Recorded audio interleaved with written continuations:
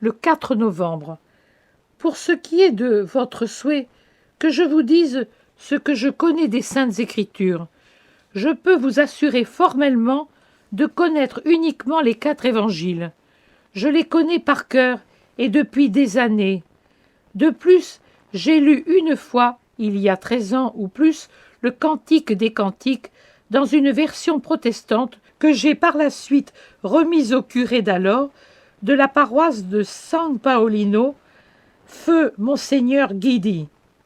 J'ai aussi lu, dans un livre de culture, les proverbes de Salomon, et mes connaissances en la matière s'arrêtent là. Lire la Bible, pour moi, c'est comme marcher dans un monde inconnu et qui me resterait impénétrable, car par moi-même, je n'en comprends que la signification superficielle et celle des commentaires dans les notes, au bas des pages, dont je remarque qu'ils sont différents de ceux que fait le maître. Quand j'étais à l'école, on m'avait fait étudier l'histoire sainte, dans un petit texte adapté à notre âge. Et vous savez que les textes de ce genre sont toujours réduits au minimum.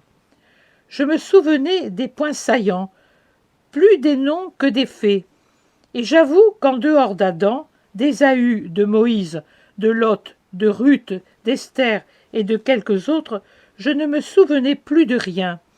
Un vrai petit âne, il n'y a pas de doute. Quant au Nouveau Testament, outre les évangiles, je connaissais les passages cités dans les épîtres, et c'est tout. Même maintenant que j'ai la Bible à ma disposition, parce que vous y avez pensé, je ne suis pas allé, par ordre surnaturel, au-delà d'Esther. Et je vous avoue que beaucoup de pages des rois et des chroniques m'ont fait bâiller, tandis que j'ai beaucoup aimé Tobie. Après, j'ai été tellement prise avec le maître que je n'ai pas pu avancer dans l'ordre, si bien que j'ai échoué au chapitre 13 de Job. Le reste, à l'exception des points que le maître m'explique au fur et à mesure, est pour moi parole inconnue. Comme je le disais, les jours où Jésus se tait et où, avec la confiance de l'amour, je l'invite, en ouvrant ici et là le livre, je ne m'arrête même pas à lire. Je regarde un passage, et si je sens que Jésus me donne un signe qu'il va parler, je m'arrête, sinon j'ouvre ailleurs jusqu'à ce qu'il parle. Si après 3 ou 4 tentatives au plus, à des points différents ouverts au hasard parmi les 1838 pages du livre, je comprends qu'il ne veut pas parler, je me résigne à lire par moi-même le passage où je me suis trouvé, et qui est maintenant la page 729 de ma Bible. Je ne pourrais pas donner plus de détails et être plus obéissante, et je l'ai été au milieu de beaucoup d'obstacles qui vont des interruptions incessantes au vertige provoqué par mon état que le médecin a jugé hier comme étant très grave. L'état des poumons et du cœur justifie toutes les craintes humaines et toutes les joies surnaturelles pour moi. Je sais que mon pouls est très faible, filiforme, arythmique et à la baisse. Je le sens. Je n'ai pas été infirmière pour rien. Je sais que la paralysie peut me saisir d'un moment à l'autre.